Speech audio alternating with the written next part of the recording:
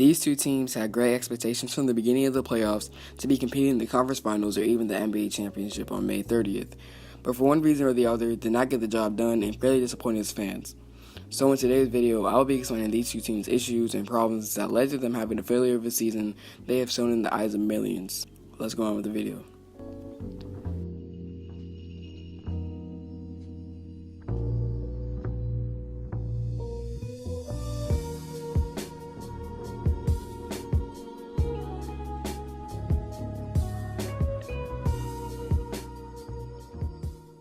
So one of the two teams I'll be talking about are the Houston Rockets.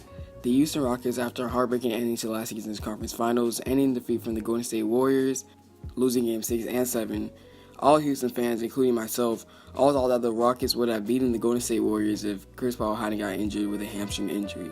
But the 2018-19 season was a season for payback and revenge on the Warriors, and after the basketball gods robbed them after an NBA championship last year. But the beginning of the season did not go as planned. While the Rockets being at the bottom of the West, CP3 and James Harden getting injured, some people were going as far as saying this team probably won't make it to the playoffs. But they later regained their confidence by chucking up threes that were finally going in, and that gave them a 53-29 record, giving them the 4th seed in the Western Conference Finals. The first round was no surprise to many, having the Rockets demolishing the Utah Jazz in 5 games, but the matchup that we were all been waiting for was destined to happen, with the Warriors advancing to the semifinals and the Rockets finally having the stage to prove to themselves that they are capable of beating the Golden State Warriors. But with the Warriors winning the first 2 games, it was looking pretty bad for the Rockets, but Harden and Gordon leading the Rockets past the Warriors, with James Harden scoring 41 points and 38 and Gordon scoring 30 and 20 for the next 2 wins.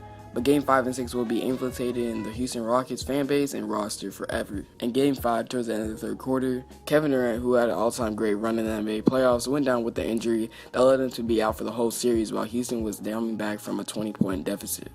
But then Curry finally turned it up and destroyed the Rockets at the end of the 4th, and we're going to Game 6 at the Toyota Center without Kevin Durant. Everyone was expecting the Warriors to get blown out by the Houston Rockets, and to be honest, me, including myself, also thought that, but Curry finally went back to 2015-16 unanimous MVP mode and had a miraculous 33-point second half. Game 6 Clay was scoring 27 points, and Andre Iguodala coming in clutch with 5 threes, defeated the Houston Rockets, knowing dang well that the Houston Rockets should have won that game, but they did not steal it. Meanwhile, CP3 had an awful series. Capella did not know how to get a rebound. James Harden was being inefficient the whole game in Game 6, and the Rockets' defensive tour was finally over in defeat once again.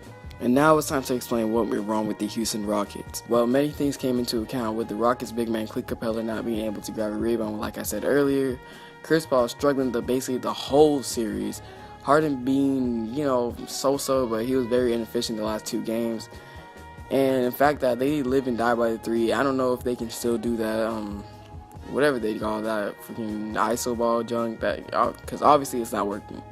But with that being said, we are going to be moving on to the next team, which we have the Boston Celtics. The Boston Celtics were probably the most dysfunctional team in the last 2 years, and yes, that was including the 2018 Cleveland Cavaliers. The season with Kyrie and Hayward was supposed to be the season where we see the iconic Celtics franchise rise back to the finals and completely dethrone the Golden State Warriors. But just like the Rockets, they ended up having the first struggling 20 games of the season due to them trying to integrate their first stars in Kyrie and Hayward. But players like Rozier, Tatum, Brown, and Marcus Morris, establishing their egos from last season after playing so well, they were not ready to make those sacrifices that were key in the team's success. Instead of reaching the top as expected, they made the 4th seed under the Raptors, 76ers, and the Bucks. The Boston Celtics were matched up with the Pacers, and as no surprise, they did, demolish them out and, just destroy them. But we weren't there for that. We're here for the Boston and the Bucks series. The Boston and the Bucks series was a terrible series. The first 2 games, they were playing pretty well. They lost, to be honest, and they made them uncomfortable, but the next games were just terrible.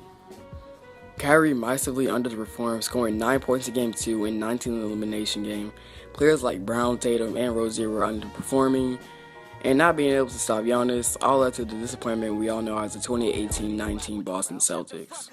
So that's going to be doing it for the video today. Thank you guys for watching this video. If you did enjoy, please leave a like and subscribe. Put down some video suggestions if you want me to talk about any NBA subject. And I'll see you guys in the next video. I'm on a roll yelling 1, 2, 3, 4, 5. I am the greatest rapper alive. So damn great, motherfucker. I've died. What you hearing now is a paranormal vibe. House on the hill, house on the beach, nigga. Facts. A condo in Compton, I'm still in reach, nigga. Facts. I'm fresh out the water, I'm about to breach, nigga. The 5-foot giant woke up out of his sleep.